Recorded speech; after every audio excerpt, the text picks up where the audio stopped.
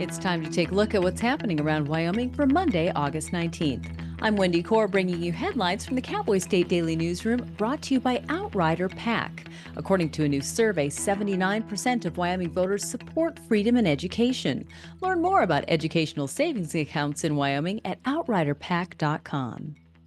Well, in case there was any confusion, former President Donald Trump on Saturday reiterated his support for the three Wyoming candidates he had previously endorsed for Tuesday's primary election. In three separate posts on his social media platform, Truth Social, Trump reissued support for U.S. Senator John Barrasso, U.S. Representative Harriet Hageman, and Cheyenne State Legislature candidate Darren Smith. Cowboy State Daily's Leah Wolfson reports that some of the opponents of these candidates had questioned whether Trump's previous endorsements were, in fact, that. Barrasso's Republican primary opponent, Reed Reisner, had kind of questioned whether Trump was actually endorsing Barrasso's campaign and not just his campaign for Senate whip. And then Hageman, even more so, her Republican primary opponent, Steve Helling, had claimed that Trump had endorsed him because he received a generic email from Trump that Trump sends out to all his people on his email list saying, "So-and-so, I endorse you." Trump delivered these three endorsements around a number of other state-level and congressional endorsements he gave in Florida and Alaska. Wyoming's top education official, Megan Degenfelder, is applauding the U.S. Supreme Court's Friday ruling against a new Biden administration transgender bathroom rule. The U.S. Supreme Court on Friday refused to let the Biden administration's new Title IX rules, which address transgender accommodations like bathroom policies in schools, go into effect against several states suing the government. That's according to Cowboy State Daily's Claire McFarland. Even though this order didn't come down in Wyoming's case, it probably affects it. But basically, every single justice on the high court said, yeah, these states are entitled to some relief from these rules while they're suing, which is legal speak for they might win their case against the rules and they might suffer harm, either actual or constitutional. The new rules are blocked from going into effect in Wyoming and in 25 other states, as well as several schools that have sued. As one of the Cowboy State's biggest logistical undertakings, move-in day for incoming freshmen at the University of Wyoming is usually chaotic. And Cowboy State Daily's Mark Hines reports that when you add in broken dorm elevators and extensive road construction all around the campus, the experience can be a nightmare. I'm quite familiar with what an undertaking move-in day can be. You've got, thousands of new freshmen plus all of their parents moving into the dorms. And to further complicate things, number one, pretty much the whole central campus at UW is under construction right now, which makes it more difficult to get around. But then they got things going, but then one elevator in each of the four major dorms broke down. From what I could tell, people were making the best of it. University spokesman Chad Baldwin told Cowboy State Daily that massive projects right in the heart of campus will make getting around UW complicated, but pedestrian access corridors have been left open in key areas. And now let's take a look at today's weather with Cowboy State Daily meteorologist Don Day. Well, kids are headed back to school, but it's still very much summer out there, and that's how it'll be this next several days. We're going to have thunderstorms come and go across the Cowboy State and the region.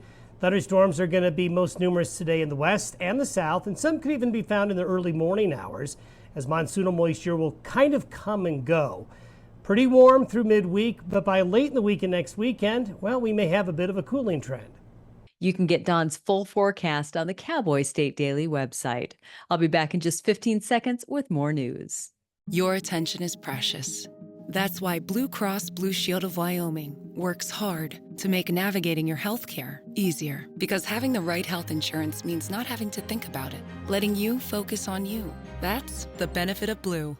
With the energy industry making strategic shifts away from coal-fired power plants, there's one plant that may stay in play.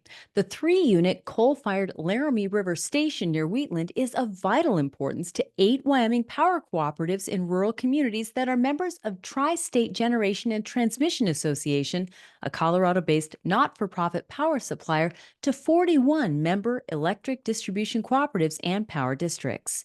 Energy reporter Pat Mayo says the Laramy River Station is unique because it delivers electricity to 2 electrical grids. It's got a really interesting strategic importance in the United States, actually. Literally, it's the only plant of its kind in the United States that straddles the line between two electrical grids in the country, the eastern and the western. It's the only coal-fired plant that seems to have this little circle line drawn around it, to protect it. But the Tri State Cooperative is facing other challenges as well, including the exit of a number of local districts who feel they can purchase power cheaper elsewhere. At 75 years old, when most men are retired, Casper's John Wickman is working to design and build cheap but effective rockets the military can produce to shoot down drones or hit enemy targets. An engineer who owns Wickman Spacecraft and Propulsion Company, Wickman told Cowboy State Daily's Dale Killingbeck the price tag for his cheap rockets will run about $1,000, which is 1/1000% of the $1 million the government now pays for a similar rocket from defense contractors. He's moving his company back up from a kind of a semi-retirement to produce cheap rockets that he intends to commercially produce and create a manufacturing facility in Casper that would be available for purchase by like the Ukrainian government or the US government. He told me that, the military can't continue to spend $500,000, $1 million on rockets to shoot down $200 drones around the world. With backing from private investors, Wickman said he has back-channel connections to the Ukrainian government who will be able to help him test prototypes in actual battle conditions.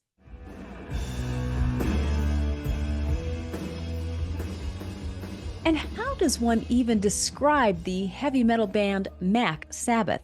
Well, imagine four guys dressed up as McDonaldland characters playing classic Black Sabbath songs riff for riff, except the song titles and lyrics are about fast food. It's every bit as bizarre and absurd as it sounds. It was also the most fun that Cowboy State Daily's Mark Hines said he's had in a long time.